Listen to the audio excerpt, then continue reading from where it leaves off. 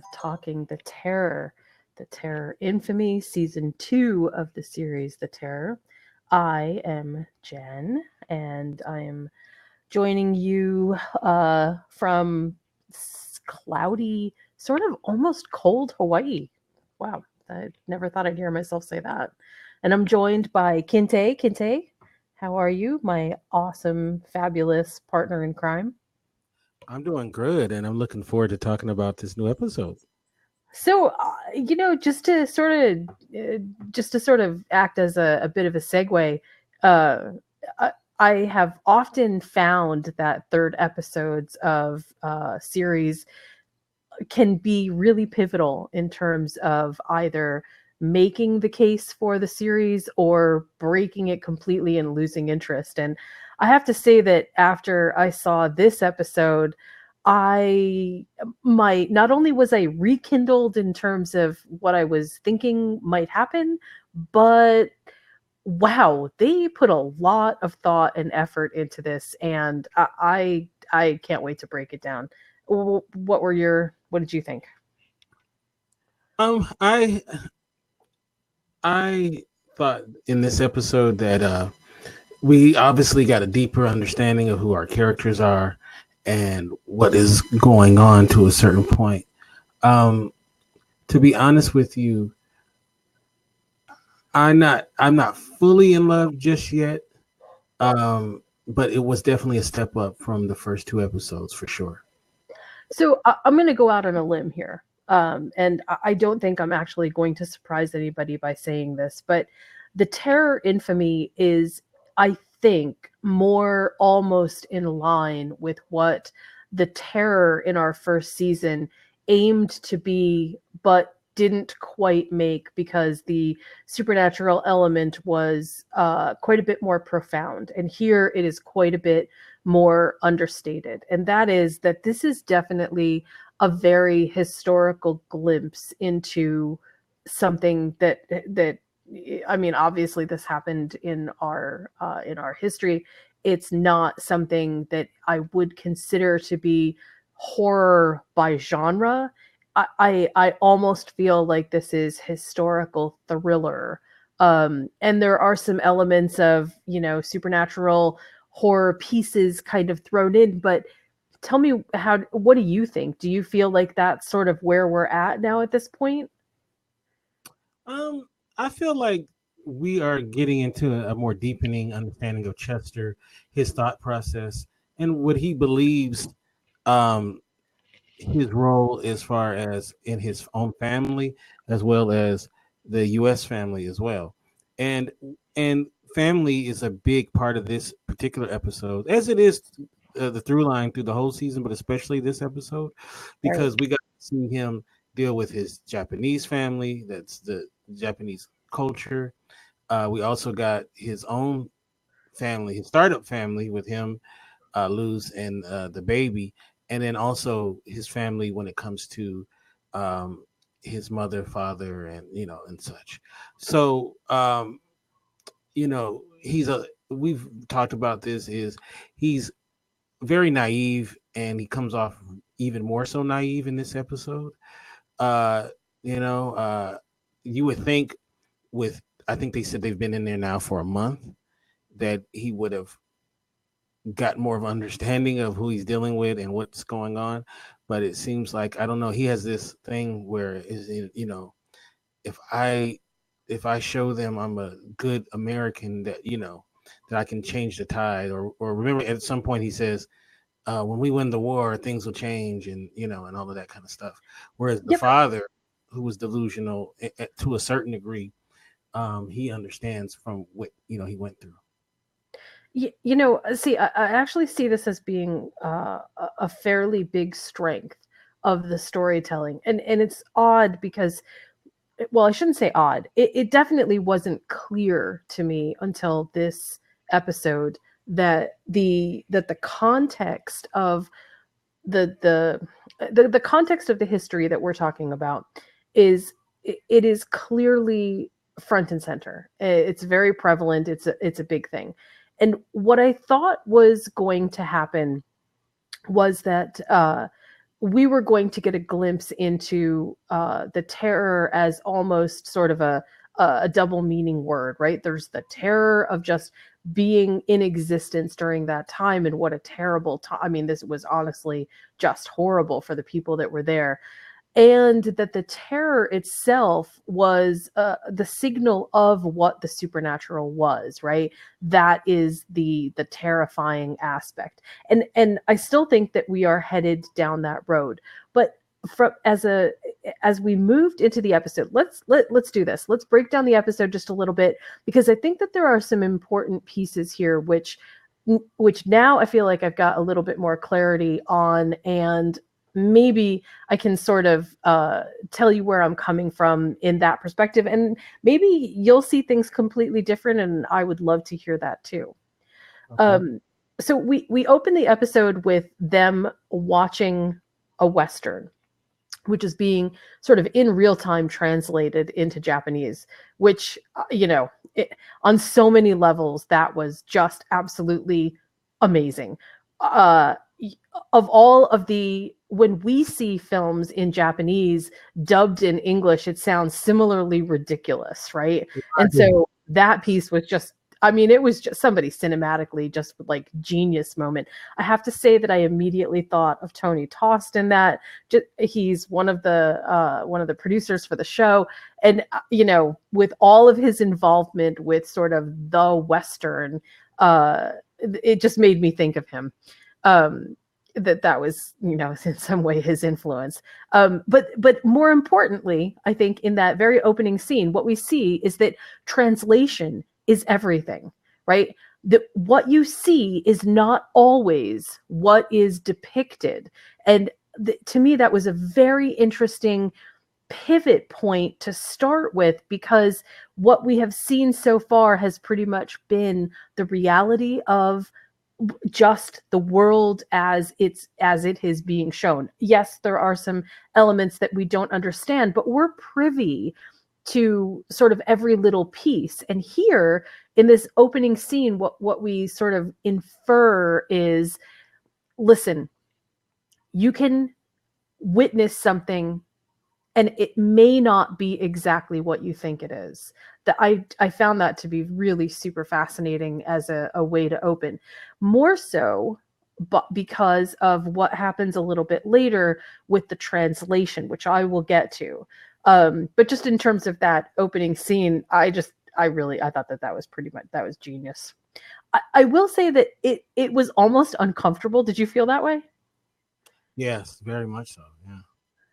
Because it almost felt like, and in a way it felt actually really good to be in that position.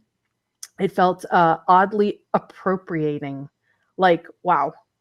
How could anybody see a Western and say those things? it, Right. it, it was fascinating. So Right. okay, so the we move forward. There's a lot of the meat of the story that deals with Chester and Luz, and sort of what they are experiencing and going through, and how life in the camp has been really difficult for both of them, I think I could say. Mm-hmm. um, you're right, there's a lot of story building when it comes to the two of them sort of understanding where each one of them is coming from. There was a great scene in there where Chester is taking pictures and the wind picks up again, which is clearly a signal for some transitional piece. What I found super interesting about that is that, and I don't know if you saw this, but the moment that the wind picks up, the camera does a strange thing where it feels like where before the wind it's steady, after the wind it's operationally very loose. Did you get that? No, I didn't. I didn't. No. If you watch after the wind, the camera gets a little bit shaky, and obviously the camera angle changes quite a bit where Chester is concerned. I went back and I actually watched the first episode to see if I could get that in other places, and it isn't quite so prevalent. And I don't know if it's because Chester is now recognizing that that wind is some kind of signal, an omen, something, something that is saying this is what's happening. But the other thing that seems to happen along with that supernaturally in this episode is a a, a repeating of a single phrase, which is you have to leave here, Chester. Chester, you have to go. Chester, you have to go. And that was spoken at the beginning of the episode, in the middle of the episode, and at the end of the episode by different people in different environments, as if something is channeling to say Chester needs to leave. What did you think of that? So you feel like that was part of him leaving? Was that it's funny. I didn't No, I don't feel like that was part of Chester's decision making. What I think is happening is the I mean, I wish I could put this into better like quotes here, but there is a force that is encouraging, is the best word I've got, Chester to leave. Mhm. Something is encouraging him to be gone from where he is. Why that's happening, I think I mean, I could make some guesses, but I don't know. But that does seem to be pretty important. And why Chester continues to hear that, even when at some points it doesn't even feel super appropriate for him to hear it, that it just seems like that's very noteworthy. Oh, I gotta rethink that now. That's interesting. The reason that I think that Chester is leaving has absolutely nothing to do with what is currently happening in the camp, other than, and I'm going to address something first before I think I get there. I hear what you're saying when you say that Chester seems very naive, Mm-hmm.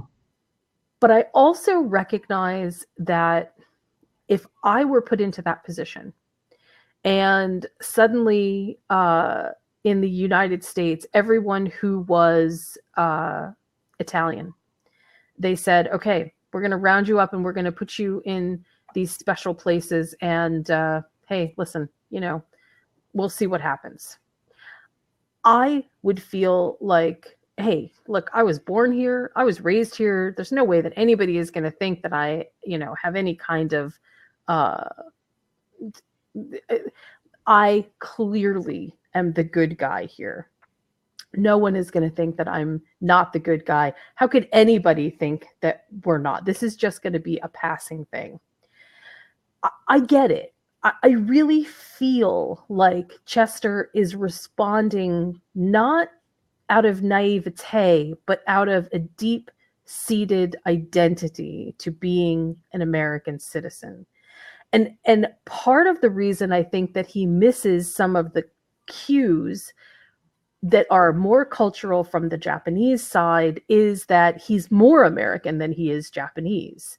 And that's why he doesn't see some of the things that we as the audience say, oh, how come he didn't see that?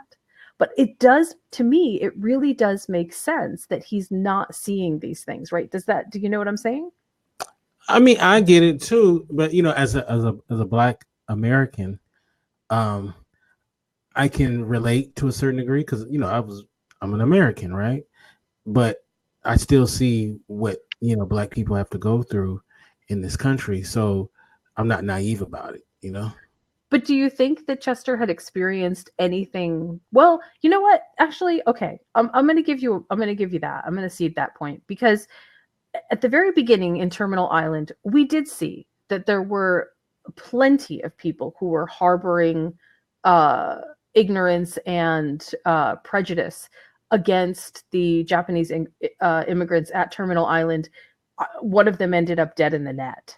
Right. So you're right. It definitely did exist. I think that Chester not only doesn't see that, I feel like that was for our benefit, and that Chester just doesn't see it, that it's just a blind spot for him because he just feels like nobody would ever doubt me. Right. And and his dad clearly does. I mean, even his dad said, "Look, I didn't think that way either until after they took me up there and beat me and left me in the cold, and now I realize, oh, wow, no, the world is not what I thought it was." Right. He said they see Which us as rats. what's that? He said they see us as rats. They see us as rats. Yeah, yeah. And to me, that also feels uh, there's a generational uh, point here, which seems important also to make, and that is that the older the generation, the more wisdom they have to look back on sort of contextually what's happening. And the younger the generation, the less context they have to be able to see things correctly. Um, I want to jump to something, and because tell me if I'm losing my mind, right? I feel like I sort of am. So Chester climbs up on the tower Mhm. at one point. This is after his dad comes back to the camp, and Henry is in the he's in the barracks, and there's a spotlight, right? And that spotlight shines, and it seems like it is really bothering him, and clearly Chester sees that. And so Chester climbs to the top of the guard tower and looks over the internment camp. One, I didn't see any other spotlights from that vantage point. And two, am I wrong that the spotlight was off? Yeah, it was off. So what was shining at Henry? Oh, you're saying it never was lit. I have to say that, my uh metaphor and symbolism mind goes in all different directions on this and says this is the kind of thing that is it's so thin that you might miss it, but it has huge there's big implications that go along with this. And I wonder if that was something that that anybody else picked up on. I don't at one point I actually thought, well, maybe I just missed when he unplugged it or turned it off or something.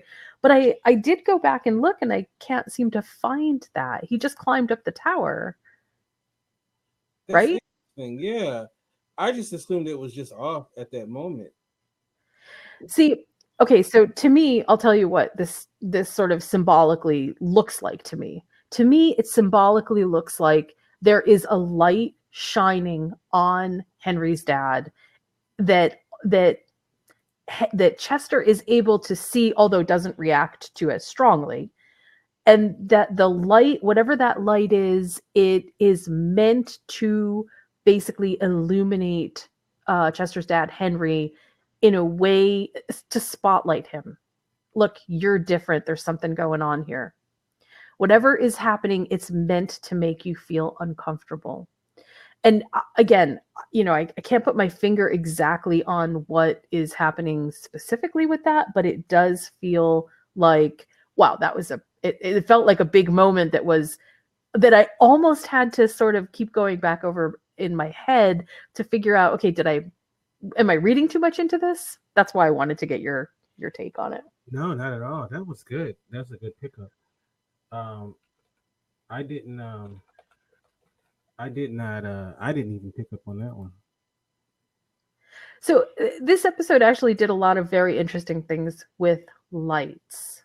Mm-hmm. When Duke Ellington is playing in the background and Chester's mom and dad are dancing under the stars, which are basically the lights that they've strewn in between the barracks. Mm-hmm. Um, it was that was I felt like that was really really interesting. I really liked that backdrop. But the other interesting thing that they did with lighting was this episode was very dark isn't even the right word. It was very devoid of color and uh and shadowy.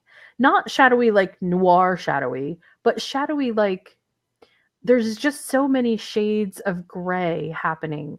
And it seems intensely purposeful. Um, and I really liked that. I feel like the world is actually getting progressively stripped of colors. In fact, when she held up the dress, I was struck by how little color there really was in it. Right, Even even in a joyful moment of receiving a gift, the world was still stripped of color. right. And that seemed like it was kind of an overpay for his camera, though. Oh, I know. How much does he love her, though? Yeah. I mean, that was actually really, so I felt like that was actually really sweet. That was, that was one of those things that like you write down and never forget when you traded. Yeah, that was really sweet. Hmm. Um, let's see. So, okay, let's I'm gonna, because this episode felt like it was just chock full of symbolism and lots of extended pieces. I want to ask you what you think about the significance of swallows.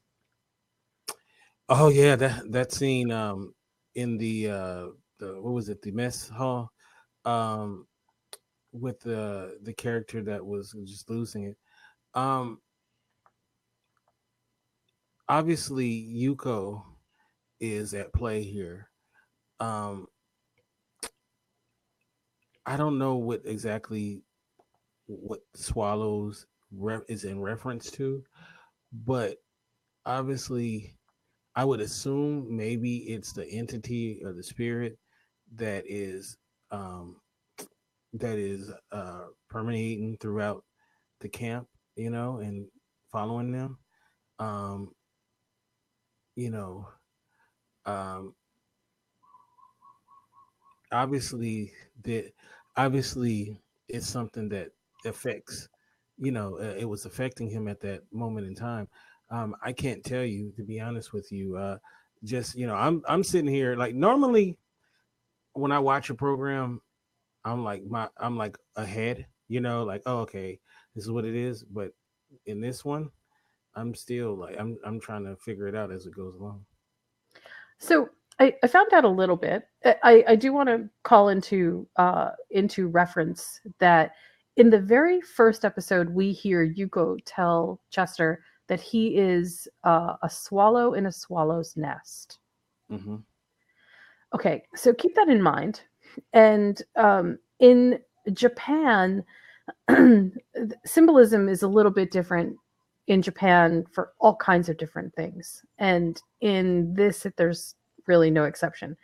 In Western European cultures, swallows, other than being a reference point for Monty Python, are usually the symbol of love, hope, unity, really good stuff, things that are actually very inspirational. In Japan, the swallow is a symbol of unfaithfulness, Mm-hmm. disloyalty.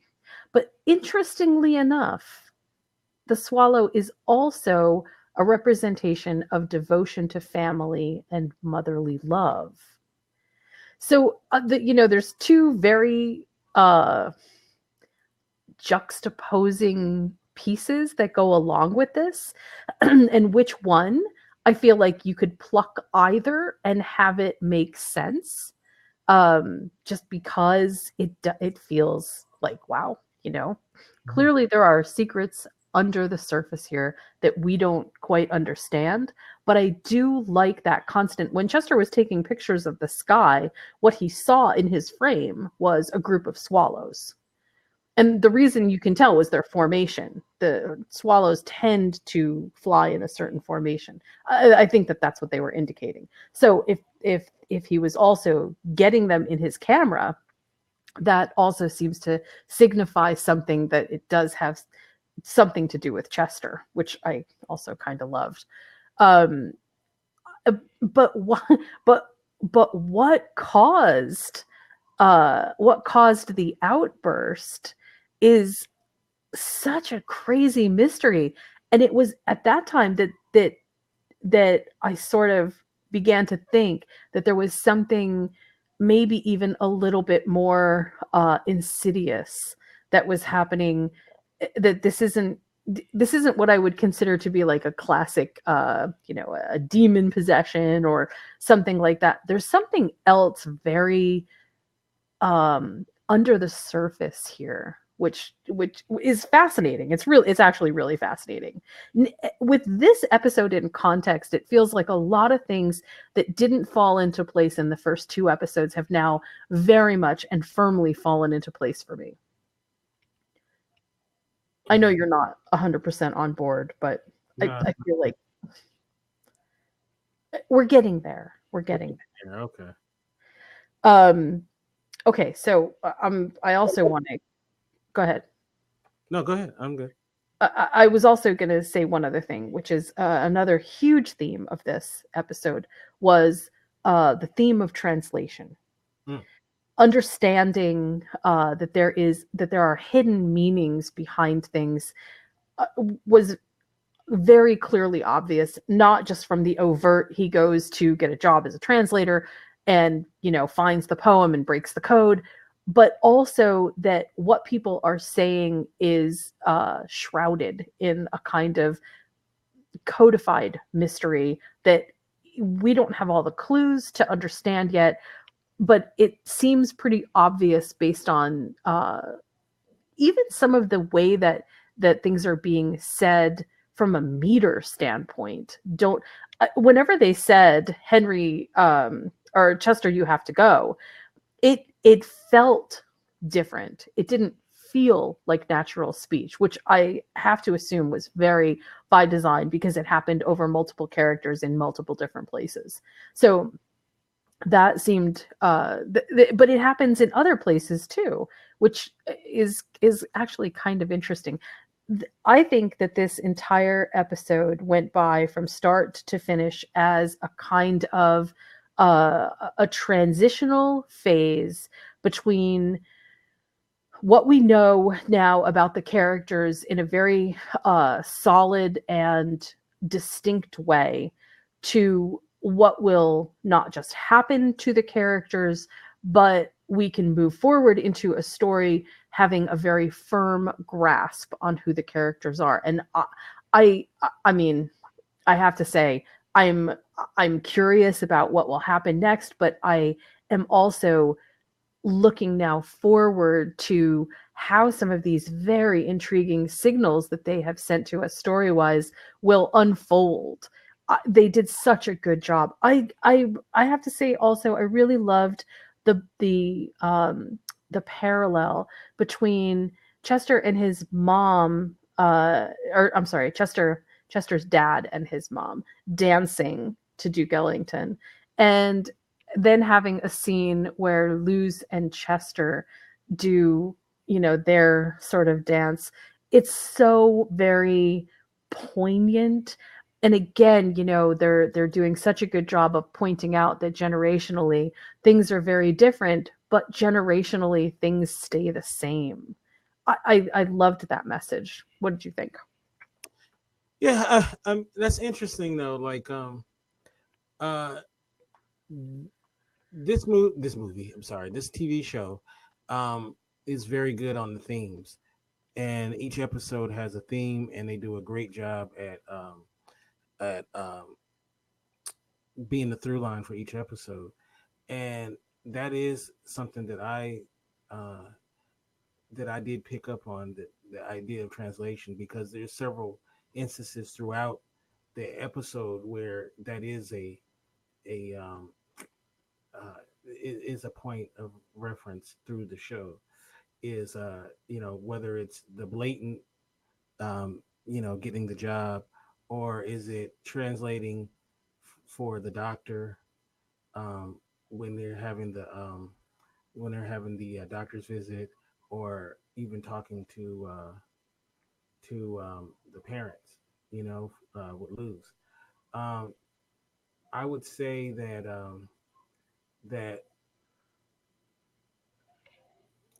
you can make an argument that translation has some. You can he's although he's a Japanese American.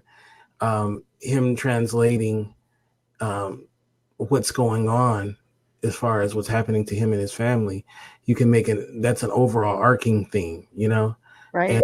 I think it's very important that they did that very early on in the in this in this TV series or this season, uh, so that going forward you kind of have like I, you set these themes out so that it carries throughout the whole the whole run of the season. Right, because not just does Chester sort of act as a literal translator, both for the army now and for whatever he's going to encounter, and for his parents on a linguistic vantage point, but he also acts as kind of a generational translator between an older generation and a younger generation, and that puts him in a very unique position. It's one of the reasons that I feel also pretty strongly that his naivete is actually sort of a it's a it is a characteristic of being a part of a generation that doesn't have historical context. And I feel like it would be ridiculous if he did, because it would feel like it would feel wrong. It just wouldn't feel right. It wouldn't feel as complete, I don't think. Because he's obviously very smart. He's very smart. We saw how smart he was when he picked up on the code, right? We Right. sort of get that feeling that there's something more to Chester intellectually than perhaps even that we've been able to see so far. But we also recognize that Chester has a long way to go when it comes to environmental wisdom and cultural wisdom on either side of this, right? Both the Japanese side and the American side. And how easily he passes off, the idea of the shapeshifter, how easily he passes off the idea. But you can see that things are starting to sort of stack up for him, right? And we got a peek of Yuko in this episode. We saw that she is definitely a part of whatever's happening, and just that one little glimpse felt like yeah, it's just sort of uh, the insertion of there's so much more going on here than you can possibly even be able to see or trust yourself to understand, which honestly I really did like. I thought that was really well done. Um, and when she started off with the kiss, at first you're like, as a guy, you're like, oh, that's not so bad. And then when she ripped out his tongue, then it was like, no, yeah, I don't want that. Yeah, I can sort of see why you'd feel that way. Yeah, it was good at first, but then it was like, no, we don't want that. It's interesting to me to take this journey, one because just from the context of I live in Hawaii. I think I said this before. I there are a lot of Japanese families around, Japanese American, and there's a lot of Japanese influence here. I mean, we have all kinds of things. We have matsuris, we have we just, I mean, there's so much cultural influence here from Japan. And it is really fascinating. In fact, I just took another tour of what we used to have as the sugar mill here, and a lot of the people who came to Hawaii early on were the immigrants that did sugar, all kinds of things with sugar, and their environments were it actually reminded me of what I'm seeing on TV right now, where they were like all living in these long barracks um, where it felt like more of a camp situation.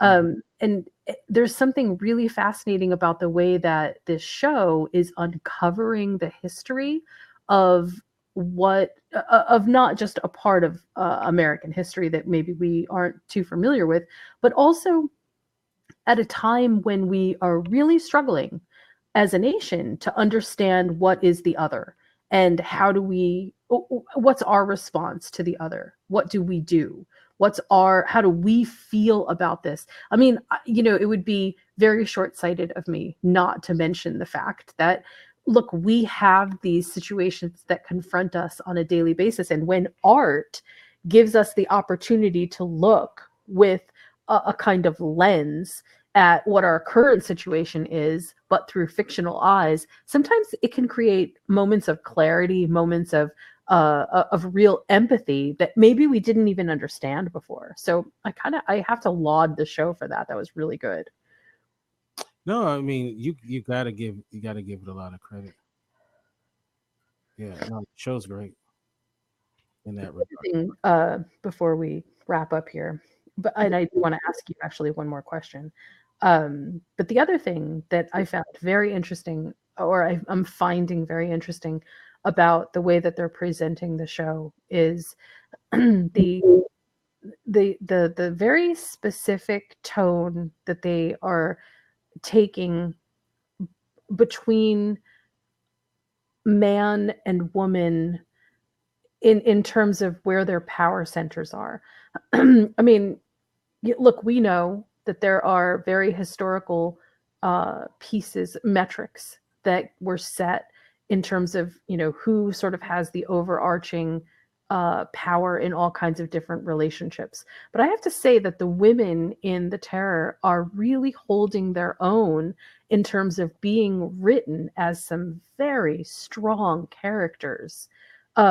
They, in terms of show don't tell, the women tell us a lot by showing us what they're doing, and it's exceptional the way I think that they have crafted these roles for the characters to fit, um, to give us all kinds of insight, not just into daily life, but also into this is where we were as a nation, as a culture, as a country. This is how it existed, and what is so fascinating to me is that the women, it is obvious that they are really sort of quote unquote running the show, but they do it from a seat of power that is so far back, that it almost feels like, they're driving without even having the steering wheel. I just sort of loved that.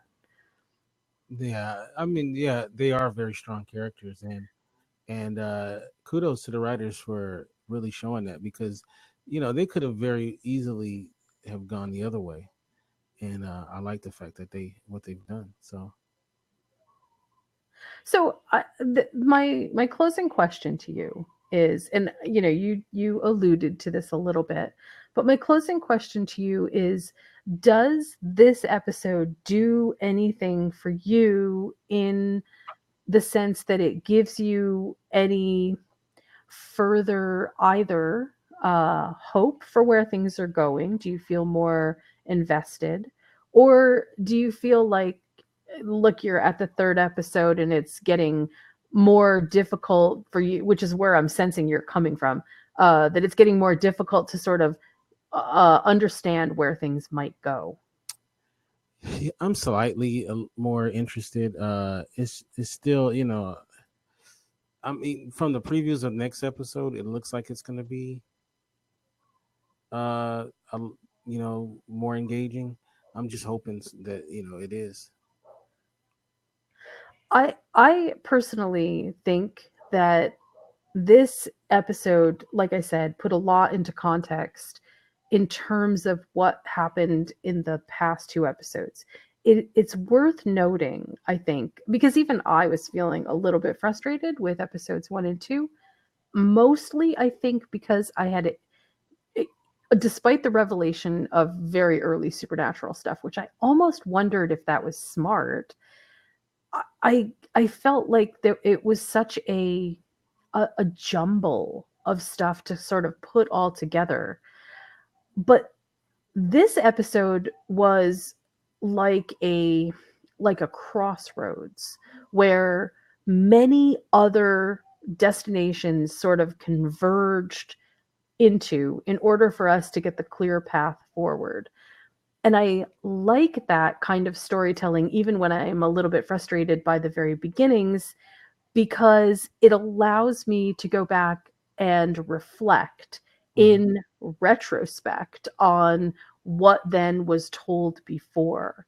And sometimes those things really, you have to be patient with them, but they really do pay off. And one more quick thing, uh, the acting in this series is phenomenal. It is. The people are exactly who they should be. It's I don't feel like anybody does overacting, underacting. Um, it's excellent. It's really excellent. So I'm gonna close up and ask how people can grab you on social media. I'm super excited about what happens next episode. Tell me how people can find you on social media. They can get me at Kente F on Twitter, and they can go get me on Instagram at Kente Ferguson. That's KinteFergerson. And of course, the website is indieradio.org. And people can find me on Twitter at followingbliss1. And you can find my websites at criticallaughs.com and moviesmakethemeal.com. Join us next week for the next episode, and we'll break it down and see where things go. Thanks for tuning in.